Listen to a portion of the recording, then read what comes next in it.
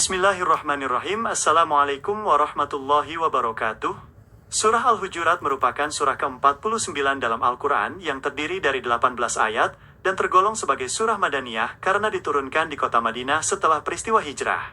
Nama Al-Hujurat diambil dari kata yang terdapat pada ayat keempat yang berarti kamar-kamar atau bilik-bilik, merujuk pada tempat tinggal istri-istri Nabi Muhammad SAW di sekitar Masjid Nabawi. Secara garis besar, kandungan utama surah Al-Hujurat berfokus pada panduan tata krama, etika sosial, dan moralitas dalam kehidupan bermasyarakat.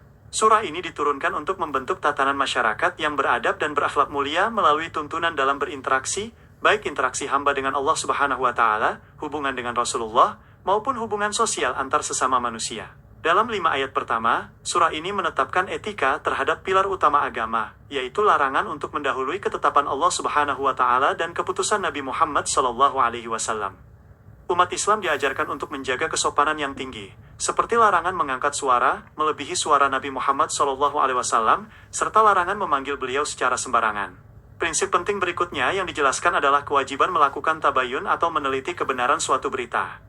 Allah Subhanahu wa Ta'ala memerintahkan orang-orang beriman agar tidak menelan mentah kabar yang dibawa oleh orang fasik, guna mencegah timbulnya bahaya, fitnah, dan rasa penyesalan akibat merugikan suatu kelompok tanpa dasar pengetahuan yang pasti. Surah ini juga menegaskan pentingnya menjaga persaudaraan sesama kaum beriman, atau ukhuwah Islamiyah.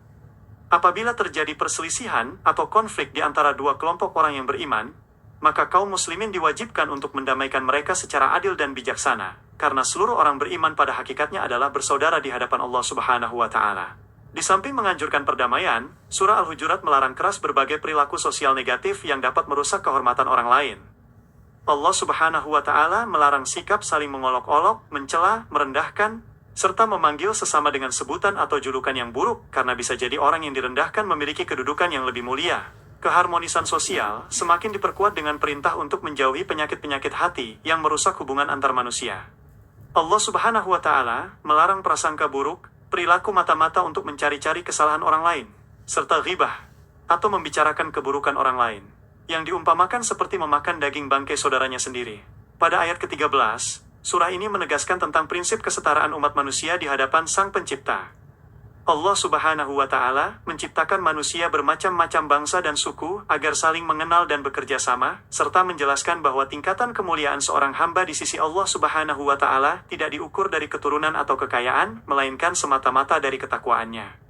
Di bagian akhir pembahasan isi surah, dijelaskan batas pemisah antara keislaman secara formalitas dengan keimanan sejati yang menghujam di dalam dada.